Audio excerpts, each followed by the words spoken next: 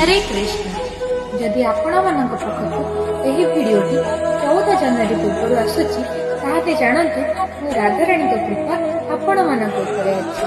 14 जनवरी 2026 यह एक खास दिन अटे। यह वर्षर प्रथम एकादशी अटे। जदि आपण आगुरु केबे एही व्रत रखि नांती ताहाले एबेठु आरंभ करंतु। 14 जनवरी 2026 यह माघ मास कृष्ण पक्ष तस्सीला एकादशी अटे। एथिरे राशिर दान करिबा, राशिर पानी स्नान करिबा, राशिर भोग देबारे विशेष महत्व अछि।